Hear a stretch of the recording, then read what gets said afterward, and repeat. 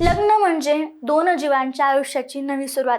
7 फेरे घेऊन 7 जन्मांचे सप्तपदी घेऊन एकमेकांना वचनं दिलेली असतात. मात्र ही खूप कमी काळ हल्लीच्या जगात टिकताना दिसत आहेत.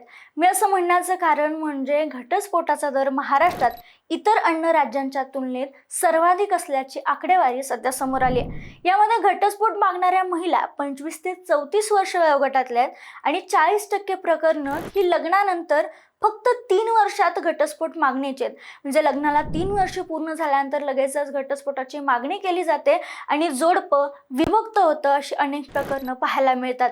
एडजुआ लीगल्स गुगल ॲनालिटिक्स 2025च्या अहवालानुसार दिल्ली, मुंबई, बंगळुरू, लखनौ, हैदराबाद आणि कोलकात्यात घटस्फोटाची प्रकरणं तिपटीनं वाढल्यात. घटस्फोटाचं सरासरी वय महिलांमध्ये 31 वर्ष तर पुरुषांमध्ये 36 वर्ष असल्याची माहिती काही खाजगी मार्केट रिसर्च कंपन्यांच्या निरीक्षणावरून स्पष्ट झाले.